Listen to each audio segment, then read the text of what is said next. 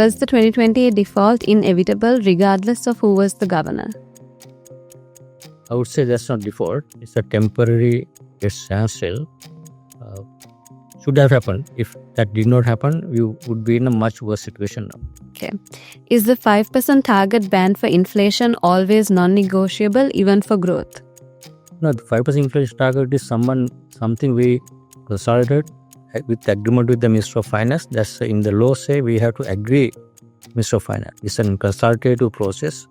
5% is right now we think was appropriate level of the inflation for country like us for us to be able to grow at a reasonable rate comparable with this kind of country. Was Sri Lanka's currency artificially propped up for too long before the float? We see that everyone knows that before the float, previous administration was trying to take the currency to 103 for too long by running down our central bank reserves. That is why we went into the crisis, because when I took over, liquid, available, usable resources were almost nothing. As a result, we had to announce the best option of temporary interim standstill had to be announced because we did not have sufficient resources to service immediate external debt service. And who was more responsible for the crisis, the Ministry of Finance or the central bank? I think I should not comment on that because there's already, if you see, there's a Supreme Court case. That's clearly, I think I don't want to dispute the Supreme Court determination. There's a clear case. At that point, someone filed a case and Supreme Court had determined who were responsible for the economic crisis. Should the CBSL be solely focused on price stability or should it focus on pursuing growth? A central bank, any central bank of the world, its mandate should be price stability. There can't be dual mandate. It's difficult for central bank to achieve two objectives. Because why price stability is important? Without price stability, there will be no growth. Price stability and financial stability, that is the foundation for growth. Without those stability, no country can grow. For a country to grow faster, there are a lot of other reforms, a lot of other players who can contribute. For example, Minister of Finance, State enterprise reforms and other reforms. Those will enhance the country's capacity to grow. Central bank has no instrument.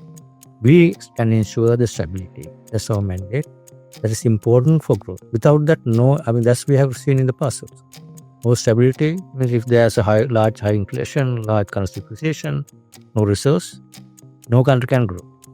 Our mandate is to provide the stability. We will do that under the new settlement. Was the greatest single mistake leading to the collapse the tax cuts or money printing? I think there are. I don't basically cite only one or two reasons. It's a legacy issue. Historically, mainly I would say root causes of fiscal indiscipline. Governments have been running unaffordable large fiscal deficits that led to an unsustainable debt. And we were able to roll over that debt as soon as we had the access to markets. When you lost access to the market, then that's where crisis erupted and triggered the crisis. So there are a lot of other historically medium to long term fiscal indiscipline and increasing debt and large fiscal deficits, low revenues, came down to 8.3% of GDP from 13-14%. So those are there are a lot of reasons. I can talk about it, and it's difficult to answer in a short period, but there's no one or two reasons. There are a lot of other reasons. Will the flood reconstruction lead to a direct breach of the IMF mandated fiscal targets? IMF mandated ones are always negotiable. I don't think there's no fixed targets. You can see historically last 4 reviews completed, one after the other review, there has been a negotiated revisions to the targets. This is also same. The next completion, before next completion next review, I'm sure we will be able to negotiate with the IMF with what are the appropriate targets given the new situation. And with the situation will have to be accommodated into the targets. That will happen. I don't think IMF is that fixed.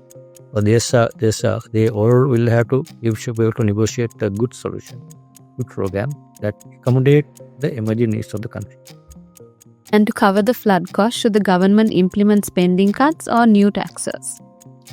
I think that government, I would not like to comment on the fiscal policy because I authority the monetary policy. I think that's up to the government to come up with as the best way to finance. I think my understanding is that this year government has created a very useful buffer.